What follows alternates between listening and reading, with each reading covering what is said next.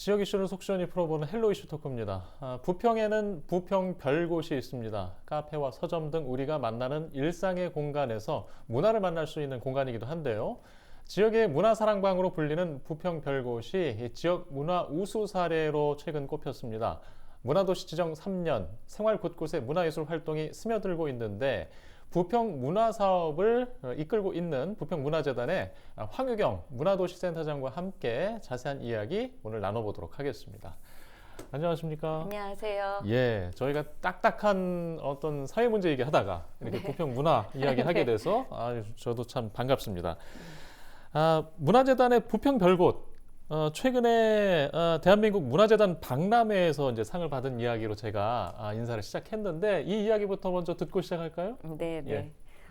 현재 전국에 약 120개의 문화재단이 있는데요. 그 지역 문화재단 중에 올해는 24개 문화재단의 사업이 우수 사례로 선정되었고 저희가 그 하나입니다. 이 상은 지역 문화 흐름을 주도하는 이제 사업하고 정책을 발굴해서 각 분야에서 괄목할 만한 성과를 낸 재단에 주어지는 상이고요. 저희는 문화도시 사업 중에 하나인 부평 별곳으로 선정되었습니다. 그다음에 이 사업의 목적은 아마도 서로 사업을 들여다보면서 함께 고민하고 협력해서 지역에서 더 좋은 사업을 펼치고 또 우리나라 곳곳이 문화로 더 풍족해지도록 하는 게 그 사업의 목적이라고 생각합니다. 네. 자, 이런 것이었습니다. 그 정도 가치가 있는 상이었고, 지금 이제 그 중에 이제 주인공 부평 별곳을 저희가 좀 소개를 했는데, 이게 이제 정확히 뭘 얘기하는지 모르는 시청자분들도 체험 겪지 않아 본 분들도 있으실 거예요. 좀 설명을 좀 필요할 것 같습니다. 네. 부평 별곳은 부평에서 별처럼 빛나는 곳, 또 부평의 별의 별꽃 이런 의미를 담고 있는데요. 사회자께서 말씀하셨듯이 이제 그냥 일상의 공간입니다. 카페나 서점 같은 일상의 공간이 지역의 문화 거점이 되도록 하는 그런 사업인데 이제 너무 다양한 공간이 있는데 그 중에 하나 예를 들자면 음악 학원이었던 곳이 그냥 음악을 가르치는 곳이었는데 이제 부평 별곳 사업에 참여하면서 그 음악을 중심으로 해서 지역 주민들하고 뭐 같이 이야기 나누고 또 음악 연습도 하면서 또 자기의 역할을 확장해서 작은 음악 공연장으로 탈바꿈하고자 준비하고 계시거든요.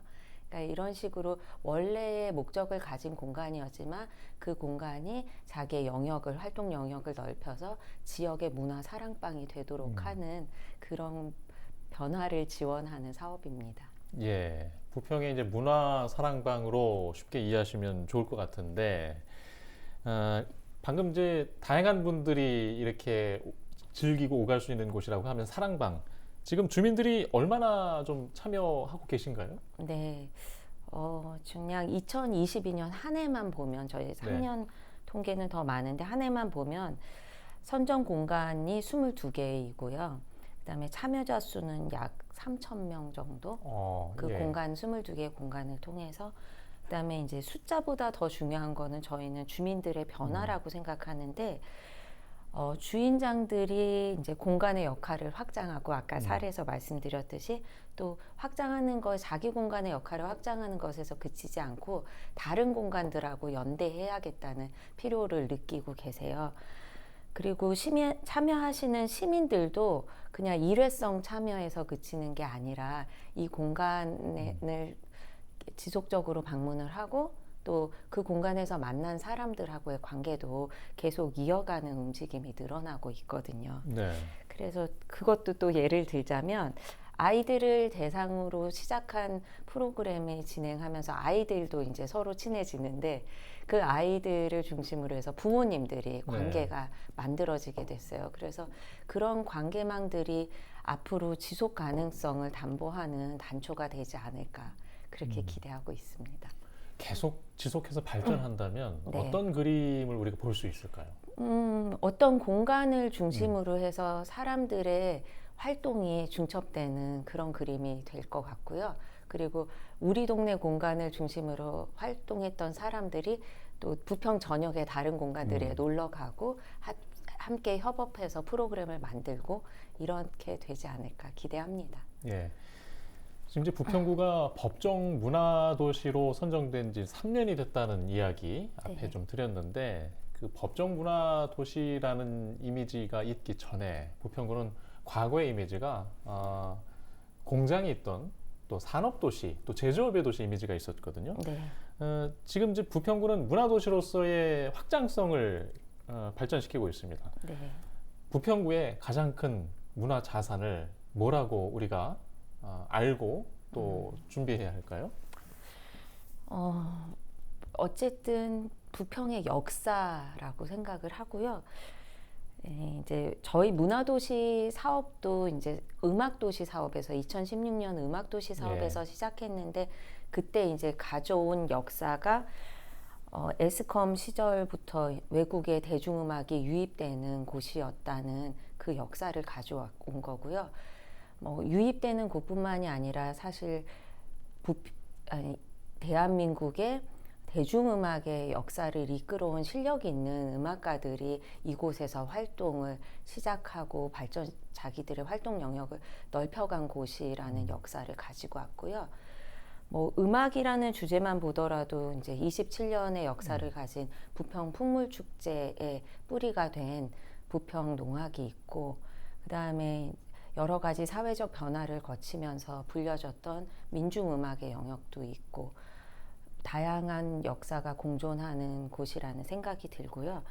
또 부평 문화원이나 역사박물관을 중심으로 발굴되고 정리된 부평 역사를 기반으로 해서 저희도 첫 해에 부평 이제 에스컴이 원래 시작이 부평 조병창이었고 부평의 또 반 이상이 그때 조병창 지역이었기 때문에 그 역사에서 가지고 와서 만화책으로 시민들에게 쉽게 다가갈 수 있도록 1945 부평 조병창 이야기라는 만화책을 만들었어요.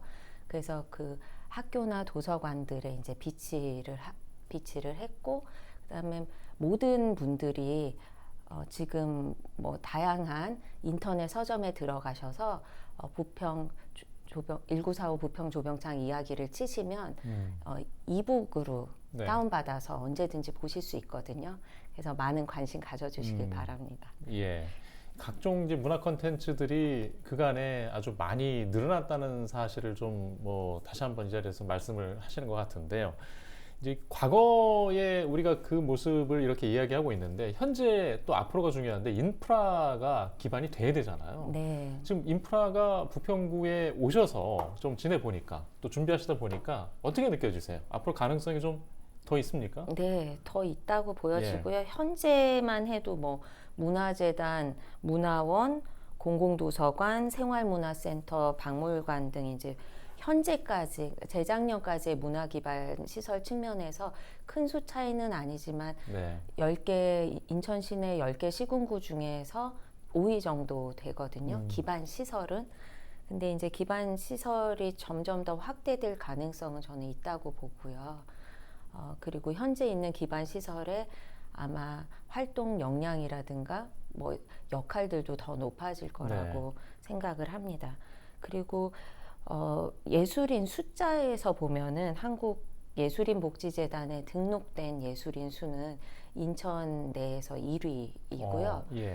이 숫자는 앞에서 말씀드렸던 다양한 역사, 뭐 예술 활동의 역사에서 기인한 거라고 저희는 추정하고 있습니다. 실제로 예술인들도 그렇게 얘기하고 계시고요. 예. 이게 문화예술인들이 부평구에 그렇게 많다는 사실을 이 자리에서 좀 다시 한번 저희가 알 수 있는 것 같습니다. 이제 물적 인프라 또 인적 인프라 또 중요한데 이제 중요한 건 또 주민들이 우리가 법정문화도시의 지원을 받고 또 우리가 중요하게 이야기하는 이유는 생활문화도시로 가기 위함이잖아요. 네네. 예, 그 생활문화도시를 꾸려가기 위해서 네. 지금 가장 중점에 두고 추진하고 있는 것들은 무엇인가요?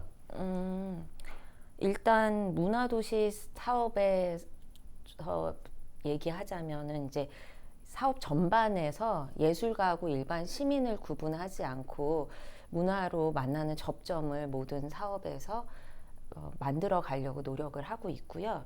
그다음에 전문 예술가들의 사업에서도 저희 사업에 한해서는 일단 시민들하고 함께 지역의 이야기들을 찾아내고 또 거기서 문제점이 발견된다면 그거를 하려는 뭐 도시예술연구소나 문화공간 시소 저희가 갈산동에 공간이 열렸는데 그 공간에서 작가들하고의 관계도 모두 이제 일상에서의 시민들과 함께하는 작업들이고요.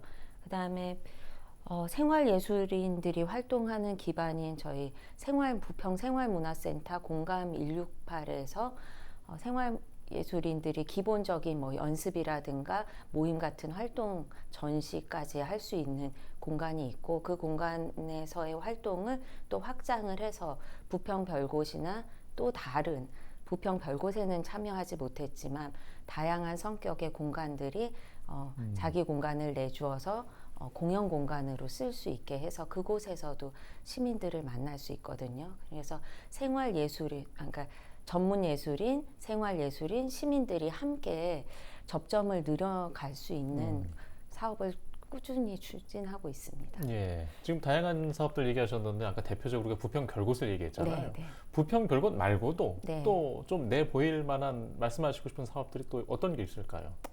저희 너무 많아서 네.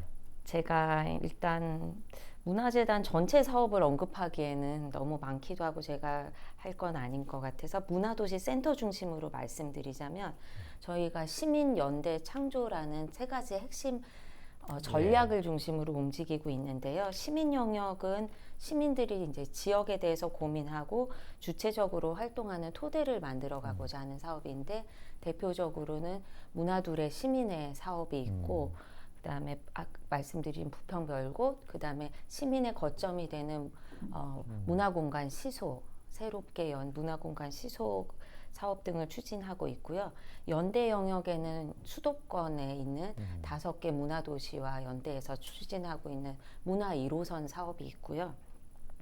그다음에 부평하고 인천 내 기관 연대를 기반으로 하는 다양한 이제 문화 다양성을 확장하기 위한 교육 사업을 중심으로 움직이고 있습니다. 그다음에 창조 영역은 지역의 창조 역량을 확대하고 도시 브랜드를 만들어가기 위한 사업으로 거기서는 뮤직플로우 페스티벌 매년 열리는 대중음악 축제이고요. 그다음에 현재 그때의 젊은이들이 즐기는 대중음악을 중심으로 우리 음악도시 사업과 문화도시 사업이 맥을 이어가고 있다면 현재의 젊은이들이 즐기는 문화 중 하나인 서브컬처를 중심으로 한 언더시티 프로젝트 사업을 진행하고 있습니다. 네, 뭐 말씀하신 걸 보니까 지난 한 3년이 어떤 시간이었는지 많은 일들이 있었다는 걸 알 수 있었고 시민 참여 프로그램 중심의 법정 문화도시 계획들이 처음에 이제 많이 있었다는 거 다시 한번 좀 생각이 되는 것 같습니다. 네. 다음 질문인데요.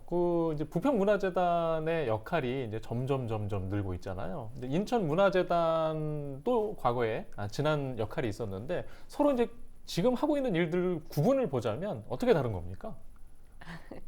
네, 정확하게 구분하기는 어려울 것 같은데 지향하고 논의하고 있는 바는 이제 광역은 광역으로서 인천 전체에 대한 정책적인 부분들을 이끌어 가면서 예술가 중심의 지원을 해 나가고 기초는 예술가들의 활동이 시민들하고 만나는 지점들 그리고 생활예술인들을 지원하고 문화예술 교육을 지원하는 이런 방식으로 역할 분담이 이루어지지 않을까 그렇게 생각합니다.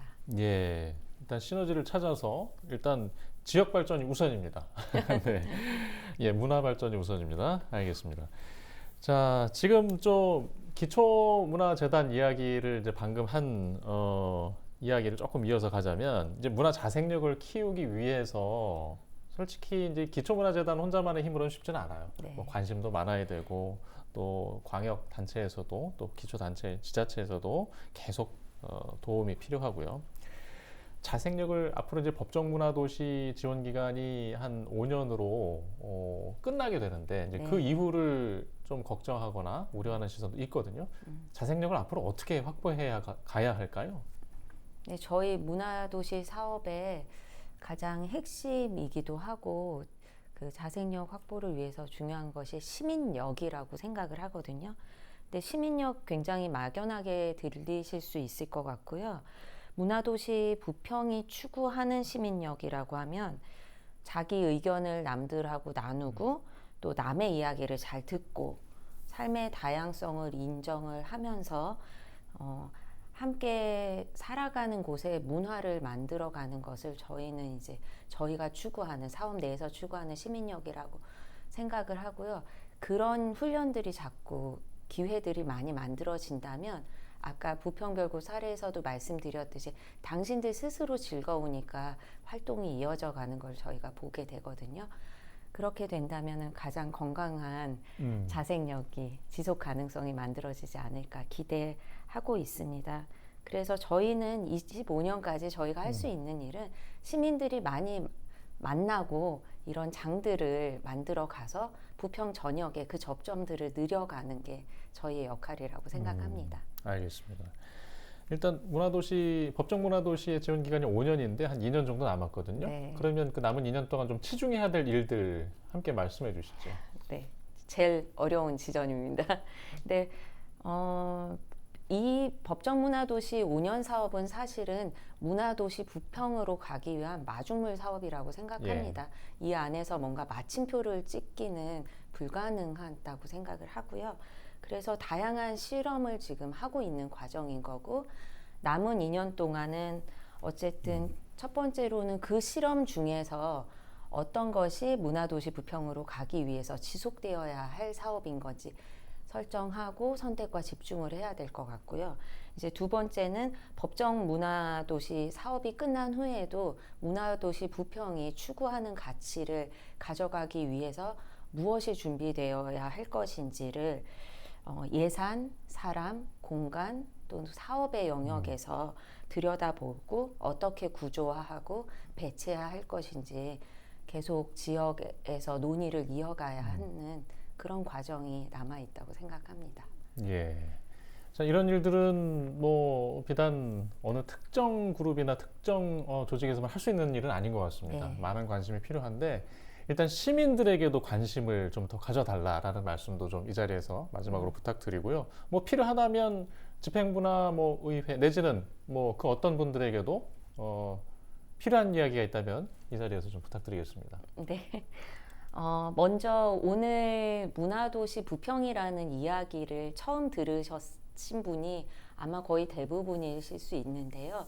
저희가 열심히 노력하고 또 오늘 처음 만나 뵙게 된 걸 계기로 앞으로 문화도시 부평이라는 얘기가 어디선가 귀에 들리실 거고 눈에도 보이실 거예요. 그럴 때 좀 더 깊은 관심 가져주시길 부탁드리고 또 참여를 부탁드립니다. 그래서 그 참여하시기 위해서는 저희 문화도시에서 시행하고 있는 이제 문화도래 시민회라는 사업이 있어요. 아까 중간에 말씀을 드렸는데 문화도래 시민회에 가입해 주시길 부탁드립니다. 그러면 일주일에 한 번 정도 문자로 여러분들을 찾아가게 될 것이고요. 저희 또 부평구 문화재단 카톡 친구를 맺어주시면 또 일주일에 한 번씩 더욱 다양한 소식들이 여러분들을 찾아가게 될 것입니다. 먼저 그렇게 해주신다면 저희하고의 접점을 만드실 수 있게 될 것이고요. 또 다양한 계층이 저희 사업을 쳐다보고 계시고 또 관심 가져주시는 걸 압니다. 근데 조금 더 이제 문화라는 거는 5년간 또는 10년간의 사업으로 그 결실을 볼 수는 없을 것입니다. 그리고 감각적으로도 느껴지시기는 쉽지는 않을 텐데 적어도 100년을 우리가 문화도시 부평의 DNA를 이어간다는 생각을 가져주시고요. 좀 따뜻한 시선으로 길게 봐주시고 무엇보다도 여러분들이 함께 해주시는 게 중요하다고 생각합니다. 그래서 함께 문화도시 부평 만들어 갔으면 좋겠습니다. 네. 예, 오늘 말씀 고맙습니다. 예, 이슈토크 오늘 순서는 여기서 마치도록 하겠습니다. 시청해주신 여러분 고맙습니다.